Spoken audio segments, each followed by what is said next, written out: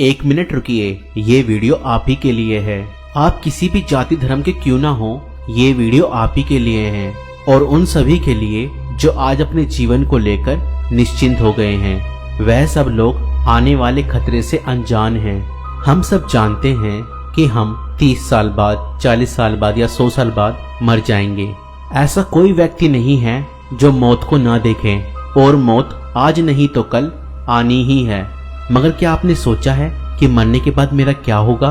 बहुत से लोग आज इस बात से बिल्कुल अनजान हैं। सभी लोग जानते हैं मरने के बाद इंसान या तो स्वर्ग में जाएगा या फिर नरक में, और बहुत से लोग यही सोचते हैं कि हमने किसी का बुरा नहीं किया, हम तो स्वर्ग में ही जाएंगे। और कुछ लोग यह सोचते हैं स्वर्ग और नरक धरती पर ही है। जो इंसान बुरे कर्म करता है वह धरती पर ही उसका फल भोगता है। तो दोस्तों, अगर आप भी ऐसा सोचते हैं तो मैं आज आप सभी को रूबरू कराना चाहूंगा बुराइयों से और नरक से। एक दारू पीने वाला व्यक्ति भी सोचता है कि मैं नरक नहीं स्वर्ग जाऊंगा क्योंकि मैंने कुछ बुरा नहीं किया। एक झूठ बोलने वाला, चुगली करने वाला, व्यभिचार करने वाला, गलत संबंध बनाने वाला, हत्या करने वाला और चोरी करने वाला और ना जाने कितनी बुराई करने वाला व्यक्ति अपने मन में सोचता है कि मैंने कोई बुराई नहीं की। अब आप सोचिए, कोई नशा करने वाला स्वर्ग में क्या करेगा? या अन्य और कोई बुराई करने वाला व्यक्ति क्या सच में स्वर्ग जा पाएगा? नहीं, स्वर्ग एक पवित्र जगह है और वहां केवल पवित्र लोग ही जाएंगे, क्योंकि परमात्मा पवित्र है और उसकी हजूरी में एक पापी व्यक्ति नहीं ठहर सकता। जब आप कोई बुराई करते हैं तो आपका मन स्वयं खुद आपको दोषी ठहराता है, क्योंकि जो भी आप करते हैं आप स्वयं जानते हैं कि वह गलत है, फिर भी आप शरीर की इच्छा पूरी करने के लिए वह काम करते हैं। तो अब मैं क्या करूं कि मैं पवित्र हो जाऊं? इस बारे में हम बाद में बात करेंगे। पहले जानते हैं कि नरक में क्या है। वह लोग जिन्होंने अपने जीवन में बुराइयां की, वह सब लोग नरक की आग में डाले जाएंगे। अब नरक में क्या होगा? यकीन मानिए दोस्तों, नरक में हर पाप के लिए एक अलग अलग सजा है। जो लोग अपनी जीभ से पाप करते हैं उसकी जीभ को तरह तरह के हथियारों से घायल किया जाता है, और वह लोग जो अपने गुप्त अंग से व्यभिचार करते हैं उनके गुप्त अंग को हथियारों से छन्नी किया जाता है। अब ये बातें आपको बकवास या मनगढ़ंत लगेगी, मगर ये सच्चाई है। बहुत से लोगों को परमेश्वर ने नरक का दर्शन दिखाया है और वहां पर उन लोगों ने यह सब होते हुए देखा है। नरक सच में बहुत भयानक है, कोई भी व्यक्ति वहां नहीं रह सकता।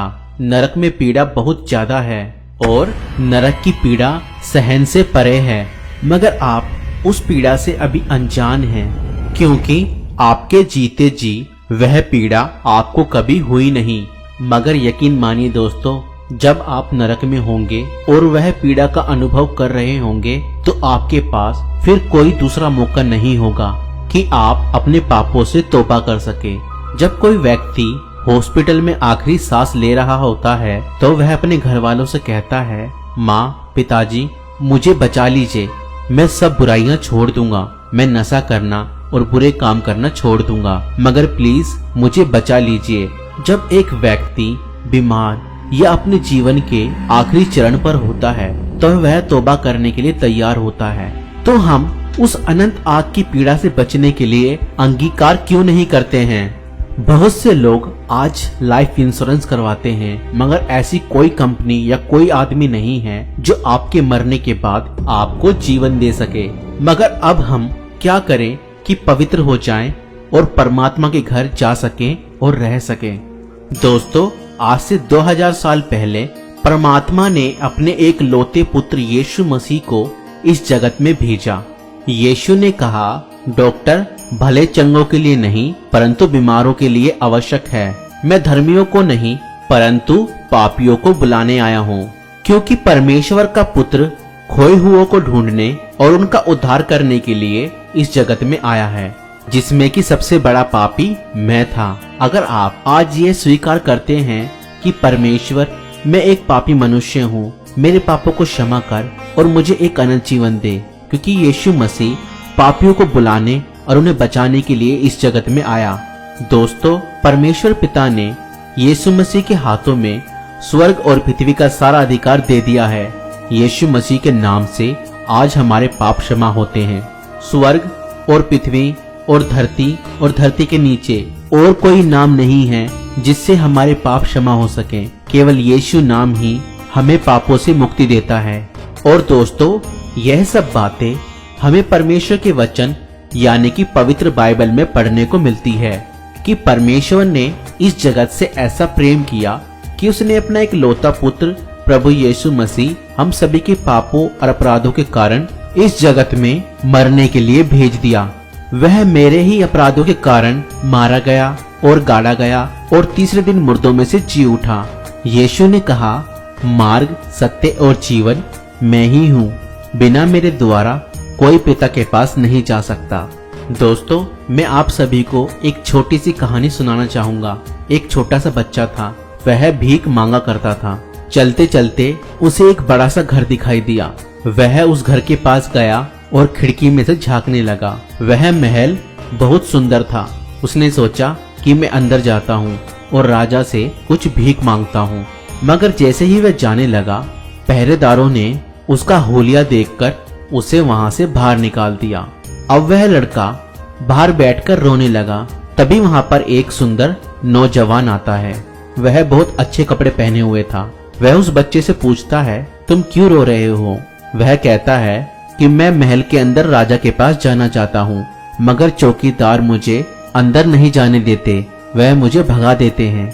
वह सुंदर नौजवान उसे हाथ पकड़कर ले गया। उस लड़के ने कहा कि नहीं, आप मत जाओ, वह आपको भी मार पीट कर भगा देंगे। मगर वह नौजवान जब उसका हाथ पकड़कर चलने लगा तो सारे पहरेदार उसके लिए दरवाजा खोलते चले गए और वह बच्चा यह सब देखकर बहुत खुश होता है। फिर वह नौजवान उस बच्चे को राजा के पास तक पहुंचाता है। वह बच्चा बहुत अचंभा करता है कि चौकीदारों ने इस नौजवान को क्यों नहीं रोका। वह बच्चा उस नौजवान से पूछता है तो वह नौजवान उसे बताता है कि वह राजा मेरा पिता है। तो दोस्तों, इस कहानी का सीधा सा मतलब यह है, अगर आपको राजा के पास स्वर्ग में जाना है तो आपको राजा के बेटे यानी कि यीशु मसीह से रिश्ता जोड़ना होगा। दोस्तों, बाइबल बताती है कि जितनों ने यीशु मसीह को ग्रहण किया, परमेश्वर पिता ने उन सभी को अपना बेटा और बेटी होने का अधिकार दे दिया। अब वह परमेश्वर के बेटा और बेटी हैं।